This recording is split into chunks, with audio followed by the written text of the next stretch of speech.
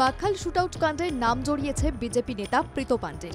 গেরুয়া দাপুটে নেতাই গুলি চালিয়ে ভয়ের আবহ তৈরি করে। অভিযুক্ত ও বিতর্কিত নেতার কাছ থেকে বন্দুক উদ্ধার হওয়ায় এই অভিযোগ জোরালো হয়েছে। কয়েকদিন আগে ব্যবসায়ীকে লক্ষ্য করে চলে গুলি। সেই ঘটনাকে কেন্দ্র করে ব্যাপক চাঞ্চল্য ছড়ায় কোন্নগর রিষড়া সীমানা লাগোয়া ব্রহ্মস্থান এলাকায়। আশঙ্কাজনক অবস্থায় গুলিবিদ্ধ ব্যবসায়ীকে ভর্তি করা হয় হাসপাতালে। গুলিবিদ্ধ হন রিষড়া বাকখাল এলাকার বাসিন্দা লরি ব্যবসায়ী মোহাম্মদ শামসুদ্দিন আনসারি। শেষ ৩ মাসে একাধিক শুটআউটের ঘটনা ঘটেছে রিষড়া কোন্নগরে।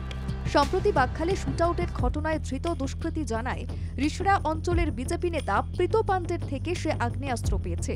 সেই আগ্নেয়াস্ত্র মজুত রয়েছে প্রীত পাণ্ডের কাছে। এই অভিযোগ ঘিরে শোরগোল পড়েছে হুগলিতে। উত্তর ২৪ পরগনার জগদ্দল কাকিনাড়ার মতোই হুগলির রিষড়া কোন্নগরকে অশান্ত করতে চাইছে বিজেপি। এই অভিযোগ নিয়ে সোচ্চার হয়েছে তৃণমূল কংগ্রেস। রাজনীতিতে কিছু কিছু সমাজ বিরোধী রয়েছে,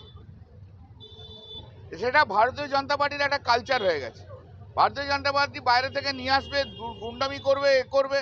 বিজেপি মানেই তো হচ্ছে এক মানে যত রকমের ঝামেলা করার পার্টি। খুন, ডাকাতি, বদমাশি, আর্থিক কেলেঙ্কারি, যৌন কেলেঙ্কারি, এর নামই তো হচ্ছে বিজেপি পার্টি।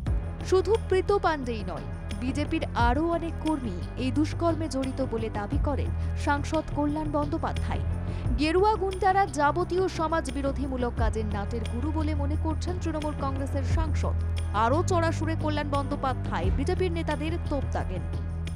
আরো অনেক বিজেপি নেতার নাম আসবে, দেখতে থাকুন না। বিজেপি গুন্ডামি করা ছাড়া আর খুন করা ছাড়া এসব ছাড়া আর কিছু করতে জানে না। উত্তরপ্রদেশ, গুজরাটের মতো বাংলায় বাহুবলীদের দাপট সহ্য করা হবে না। পুলিশ প্রশাসন এই ধরনের হিংসা বাড়ায় কড়া হাতে পদক্ষেপও নিচ্ছে। রাকেশ চক্রবর্তীর রিপোর্ট, বাংলা জাগো।